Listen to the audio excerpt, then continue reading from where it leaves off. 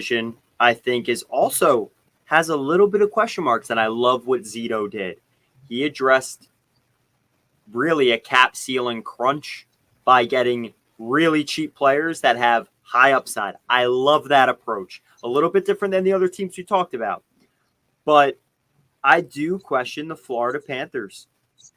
I don't know. Are they going to have the same bite without Montour?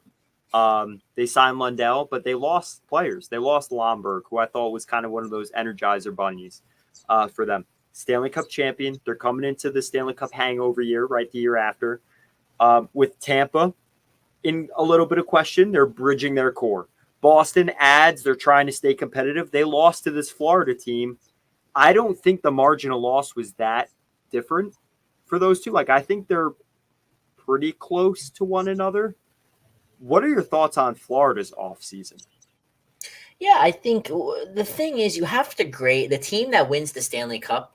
You have to grade their offseason differently than every other single team in the rest of the league. So I think the way I look at them is differently. They won the cup. Listen, I'm not sitting here and saying, they had a terrible offseason. Another big name they lost, Tarasenko. They lose Tarasenko. They lose Montour. They lose Lomberg. But they are able to retain some pieces, some key pieces for long term. They bring Sam Reinhart. I mean, Mr. Clutch. I mean, him and Verhage. I mean, I can't think of a better clutch duo. Down 2-0 or down 2-1 with like 2 minutes left. I don't think there's anybody else I'd rather have on the ice than Carter Verhage and Sam Reinhart. Another piece that a lot of people don't talk about is Anton Lundell. They re-signed him to a long-term deal. I mean, he's a player that he was on my fantasy team a couple of years ago. He is somebody that is very underrated on this Florida Panthers team. So I thought that was very big.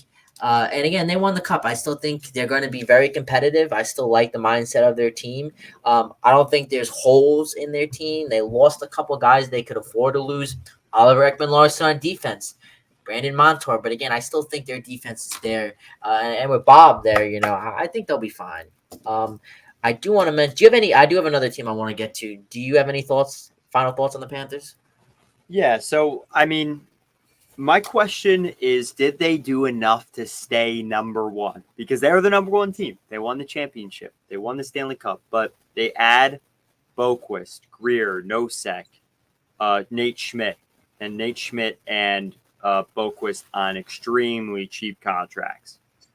They lost OEL, Mahora, Montour, Stolars, Tarasenko, Stenlund, Lomberg. Some guys that I don't think got enough credit. You're right. Now with Tarasenko, I want to bring that up too because that'll help us get to the next spot. I do think Florida, there's also reason to question, but I feel like they have players like Eric Stahl after he took a season off. He went to the Stanley Cup with the Montreal Canadiens, took a full year off, came back, and was in the Stanley Cup final with them. Mark Stahl was in the Stanley Cup final. I think Florida's core, like you mentioned, they carry this team, and the additions they've made have been really great additions, but they don't need them long term. So I think they've done a really good job of that revolving door like the Tampa Bay Lightning have in years past with Bogosian, Maroon, all those types of guys. I don't think there's a lot of reason to question that they'll remain number one.